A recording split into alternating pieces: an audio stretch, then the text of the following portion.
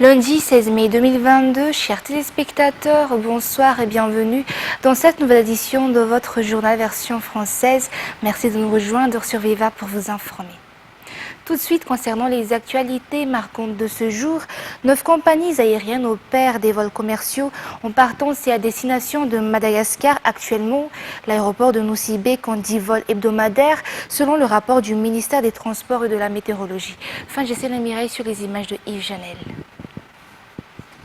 Les compagnies aériennes Air Madagascar, Air France, Air Mauritius, Air Austral, Neos, Ewa Air, Ethiopian Airlines, Kenya Airways et Turkish Airlines sont autorisés à effectuer des vols internationaux à Madagascar. Turkish Airlines opérant sur le trajet Istanbul-Antananarivo est attendu pour le 18 juin prochain.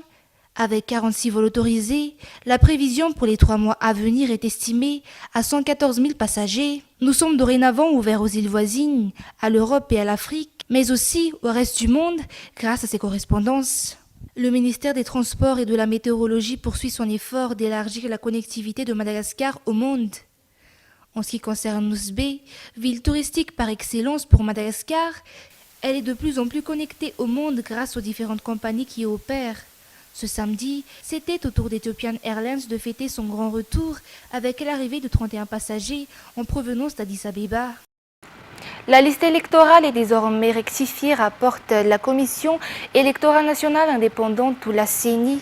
La liste des inscrits a également connu une hausse de 2,26%. D'après le rapport de la CENI, une légère hausse par rapport aux années précédentes, même si beaucoup étaient enthousiastes au contrôle de la liste électorale. D'après ce reportage de Cécile Sylvain et Secha Anjianabou. En 2020, l'on a constaté des redondances de numéros de carte d'identité nationale dans la liste électorale. Pour y remédier, du 1er décembre au 15 mai a eu lieu la modification de la liste pour rectifier les anomalies au sein de la liste. À l'issue de cette rectification, l'on a également constaté que la liste des inscrits a connu une légère hausse de 2,26%, soit 380 601 nouveaux électeurs. 680 039 citoyens ont été retirés de la liste pour cause de déménagement, de perte de droits suite à la décision du tribunal ou encore pour cause de décès. Conformément à la loi, une refonte complète de la liste électorale est programmée pour cette année. Un décret en ce sens a déjà été adopté lors du Conseil des ministres dernier. Des informations complémentaires de la Commission électorale indépendante sont attendues sur l'ensemble de la réforme. Et sur un tout autre sujet, à présent, plus de 32 000 habitants des 14 communes des districts de la région ITAS ont bénéficié de certificats fonciers. Le certificat foncier garantit la sécurité foncière et garantit également le développement économique et social au niveau local et particulièrement dans les zones rurales. La simplification des procédures et des lois foncières s'avère donc nécessaire pour faciliter l'accès à la terre. Il est du devoir de l'État malagasy de faciliter cette tâche pour la population, d'après le ministre de l'Aménagement du Territoire et des Services fonciers. Reportage. 154 085 demandes de certificats fonciers ont été reçues au niveau des 3 districts d'ITAS, à savoir Miarnariv, Arivunmam et Soavnanjin, depuis 2019. La majorité de la population de cette localité opère dans le secteur agricole. Le certificat foncier leur est donc d'une importance capitale, une pièce de garantie pour leur activité. Le certificat foncier est donc un levier du développement socio-économique, une garantie de développement au niveau local, mais également un moyen de garantir un héritage sûr aux générations futures et de prévenir les conflits fonciers. C'est dans cette optique que le ministère de l'Aménagement du Territoire et du Service foncier, appuyé par le projet de croissance agricole et sécurisation foncière ou CASEF, a procédé à l'opération de certification massive. Ont bénéficié d'un certificat et titre foncier. Interviewés par nos journalistes, ces derniers affirment ressentir un sentiment de sécurité pour leur propriété foncière, pour leur secteur d'activité, mais également pour leurs descendants. 280 000 certificats fonciers ont pu être délivrés depuis le mois d'avril.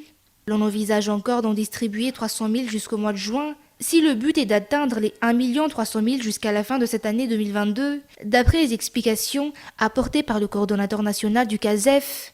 La difficulté des procédures foncières est la principale contrainte de la population malagasy. Il est du devoir de l'État de les simplifier afin de permettre à la population d'avoir accès à la terre, a avancé le ministre de l'Aménagement du Territoire et du Service foncier. Conformément à l'article 34 de la Constitution malgache, qui stipule que l'État facilite l'accès à la terre. Le ministère de l'Aménagement du Territoire et du Service foncier entend donc engager toutes les stratégies et les actions pour faciliter ces procédures. Le ministre de l'Aménagement du Territoire et du Service foncier, Pierre Holder Amaoulmas, souligne que les lois régissant le foncier vont être révisées dans ce sens afin que celles-ci ne constituent pas une entrave à la sécurité foncière. Actuellement, seulement un tiers des communes de Madagascar disposent d'un bureau foncier local. Il est fondamental de mettre en place ce bureau au niveau de chaque commune dans le cadre de la résolution des problèmes fonciers locaux. Mais l'opération de certificat foncière massive doit continuer. Le ministère va donc mettre en place un service spécifique de certification foncière comme solution d'urgence et transitoire.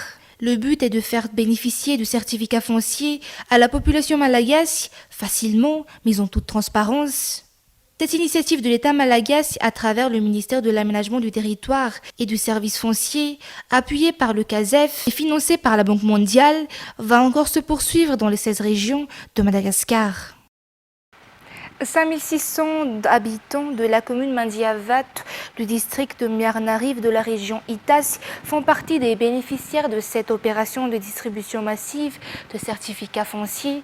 Pour cette commune où les litiges fonciers sont très fréquents, la délivrance du certificat foncier est donc un réel soulagement pour la population. Un BIF ou bureau local foncier y est également mis en place. Les habitants ne doivent plus se déplacer à Miarnariv pour la résolution de leurs problèmes. Reportage. La commune de Mandiavat compte plus de 35 000 habitants dont l'agriculture et l'élevage sont les principaux secteurs d'activité. Mandiavat est même l'un des fournisseurs de riz de la capitale d'après le maire de cette localité. Mais les litiges fonciers y sont très fréquents, c'est même le principal problème des agriculteurs. Raison pour laquelle les habitants ont demandé la régularisation de leur propriété à travers les certificats fonciers. Sur les 7600 demandes, 5600 ont obtenu satisfaction. Les bénéficiaires disent éprouver un sentiment de sécurité pour leur propriété foncière. L'objectif de la distribution de certificats fonciers est de garantir un héritage sûr aux descendants, de prévenir les conflits fonciers, de résoudre ou de faciliter leur règlement, de préserver la paix et la cohésion sociale. Et outre les logements duplex et les immeubles mours qui sont déjà en cours, parmi les projets de logement au sein du secrétariat d'État en charge des nouvelles villes et de l'habitat figure un titre, un logement. Les logements extensibles qui s'adaptent aux besoins des personnes qui ont besoin de terrain ou de construire selon leur goût, tout en respectant les plans mis en place par l'État. Ces projets sont en cours de finalisation actuellement. Nadera Kutuma, Venzara Ranjiansu. 640 logements duplex sont en cours de construction ou en cours de finalisation actuellement dans toute la grande île. La répartition de ces logements se fait comme suit. 320 logements à Imirtiatousk, 80 logements respectivement à Ansranan, Nusbe, Tuamasan, Murundav, Antirabe, 40 logements duplex pour Manakar et 20 logements pour Ambouvbe. Toute personne ayant un emploi stable et qui peut opter pour le système de vente-location peut bénéficier de ces logements duplex.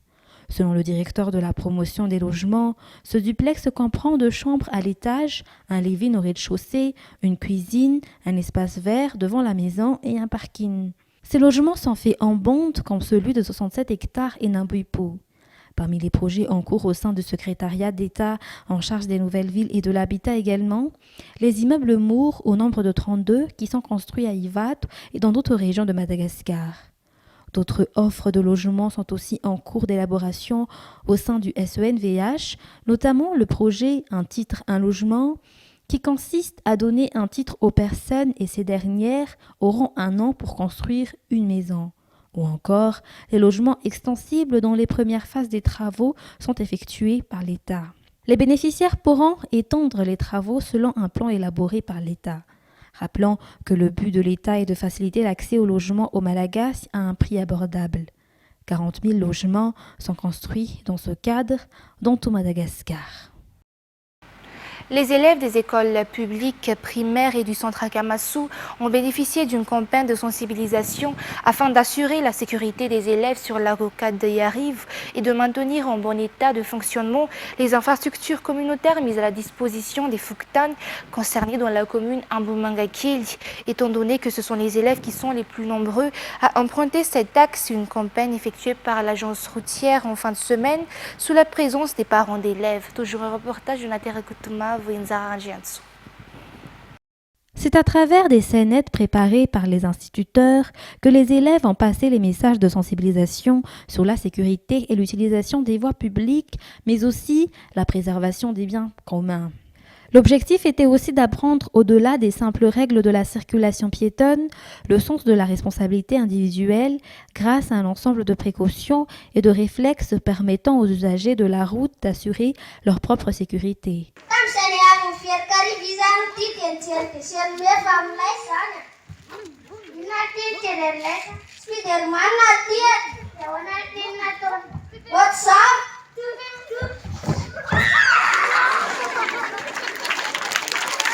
De nombreux accidents ont été recensés depuis la mise en service de la rocade d'Yariv.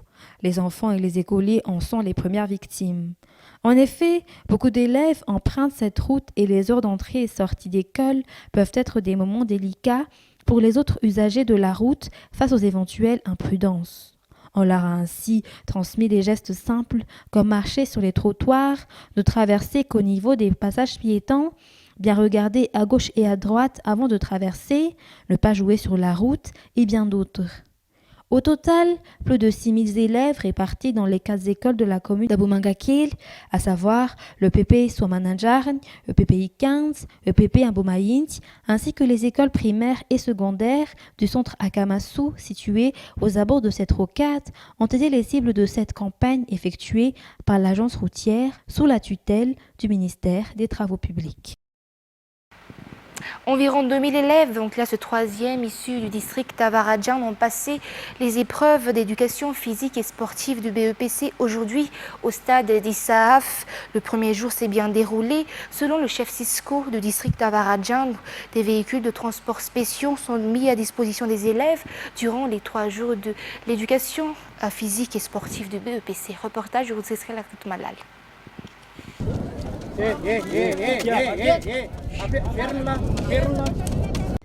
Premier jour des épreuves d'éducation physique et sportive pour le district d'Avaradjan. L'épreuve d'endurance était ardue selon les pratiquants que nous avons rencontrés. Par ailleurs, c'est la première fois que l'examen de PS se déroule au stade d'Issaaf à la Zen Avaradjan. D'habitude, chaque année, cela se passe au centre Akamasou. Face à cette situation, des mesures ont été prises par chaque établissement scolaire, notamment la location d'un minibus spécial qui a quitté leur localité à 6 heures du matin. En général, les épreuves se sont bien déroulées selon le chef Cisco d'Avaradjan, malgré les petites blessures et leur stress. 2554 élèves de 3e ont passé les épreuves sportives aujourd'hui, s'il en attend au total 8396 durant les 3 jours. Et pour cette année encore, il n'y avait pas eu de sport collectif.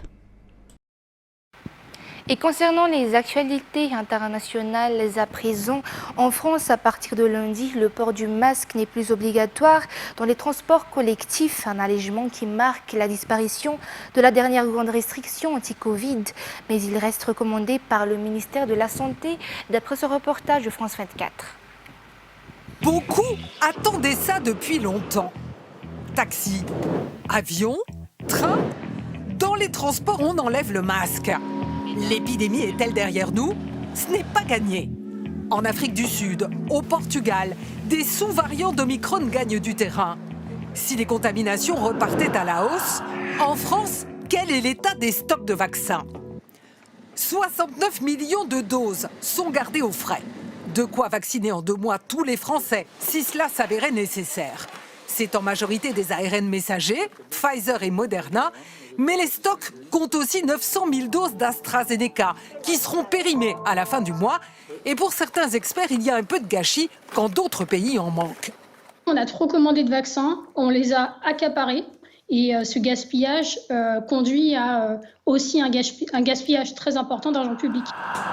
Combien Combien de doses sont encore en commande? La France en attend 148 millions d'ici l'an prochain. 100 millions de Pfizer, 16 de Moderna, du Novavax et aussi du Sanofi, du Valneva qui n'ont pas encore d'autorisation de mise sur le marché. Des formules de vaccins qui à ce jour n'ont pas évolué. Mais alors sont-ils efficaces contre les variants sud-africains BA4 et BA5? Avec les nouveaux variants, cette efficacité va diminuer encore plus. Mais elle reste tout à fait correcte. La grippe, c'est pas du tout ce taux d'efficacité-là. Les laboratoires Pfizer et Moderna planchent sur une évolution du vaccin mieux adaptée aux nouveaux variants. Elle est prévue pour la fin de l'année. La France pourra en bénéficier. Des clauses dans les contrats permettent d'adapter les commandes. La Finlande a annoncé dimanche 15 mai, sa candidature historique à l'OTAN en conséquence directe de l'invasion russe de l'Ukraine avec la Suède.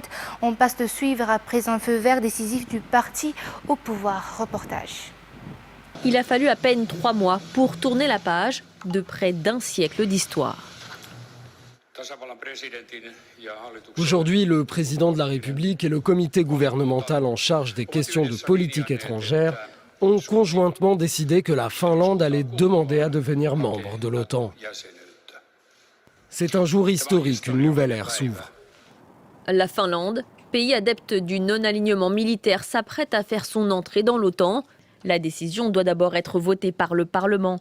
La Suède entend aussi lui emboîter le pas. Depuis la chute de l'URSS, les deux pays avaient rompu avec la stricte neutralité en devenant de simples partenaires de l'OTAN sans jamais y adhérer. Une position qui s'expliquait par l'histoire commune avec l'ex-Union soviétique. Mais l'invasion russe en Ukraine a changé la donne. L'adhésion de la Finlande et de la Suède à l'OTAN renforcerait notre sécurité commune, démontrerait que la porte de l'OTAN est ouverte et que l'agression ne paie pas. Si les États-Unis disent soutenir ces candidatures qui doivent obtenir l'aval de tous les membres de l'Alliance, la Turquie en revanche se montre plus réticente.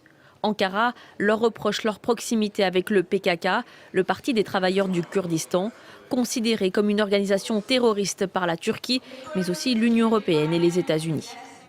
Il devrait y avoir des garanties de sécurité absolue. Il ne s'agit pas seulement de 2 pays candidats, mais aussi d'États alliés. Ils doivent cesser de soutenir les organisations terroristes. Le secrétaire général de l'OTAN s'est voulu rassurant. Un terrain d'entente pourrait être trouvé avec la Turquie. Reste la position du Kremlin.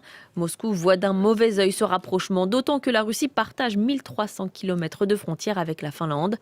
Lors d'un dernier échange téléphonique avec le président finlandais, Vladimir Poutine a qualifié d'erreur cette adhésion à l'OTAN. Et le Mali a annoncé dimanche son retrait du G5 Sahel ou de sa force militaire anti-djihadiste pour protester contre le refus qui lui est opposé d'assurer la présidence de cette organisation régionale formée avec la Mauritanie, le Tchad, le Burkina et le Niger. Reportage. C'est une nouvelle déclaration retentissante de Bamako. Dimanche soir, la junte au pouvoir au Mali a annoncé quitter le G5 Sahel. Le gouvernement de la République du Mali décide de se retirer de tous les organes et instances du G5 Sahel, y compris la force conjointe. Créée en 2014 avec la Mauritanie, le Tchad, le Burkina Faso et le Niger, l'organisation, dotée d'une force de 5000 hommes, vise à lutter contre les djihadistes qui déstabilisent la région. Le Mali devait en prendre la présidence en février dernier. Mais la junte accuse, sans le citer, un État membre partenaire de l'en empêcher en avançant la situation interne au Mali. Après 2 putschs survenus en août 2020 et mai 2021, la junte a opté pour une transition en 2 ans avant les prochaines élections. Un maintien au pouvoir qui lui vaut de subir depuis janvier les sanctions de la communauté économique des États d'Afrique de l'Ouest. Bamako critique aussi la France sans la nommer. L'opposition de certains États du G5 Sahel à la présidence du Mali est liée aux manœuvres d'un État extra-régional visant désespérément à isoler notre pays, le Mali. À mesure que le Mali se tourne vers la Russie, le pays s'isole de plus en plus, notamment des États occidentaux. Plus tôt ce mois-ci, la junte au pouvoir avait dénoncé les accords de défense encadrant la présence sur le sol malien de la force française Barkhane et de la force européenne Takuba. La junte a toutefois annoncé vouloir maintenir ses relations bilatérales avec les pays voisins du G5 Sahel. C'est également avec cette actualité internationale que nous terminons l'édition d'aujourd'hui. Peu de temps après ce journal, vous avez rendez-vous avec votre série Revenge. Et quant à moi, je vous donne rendez-vous pour demain pour des nouvelles actualités.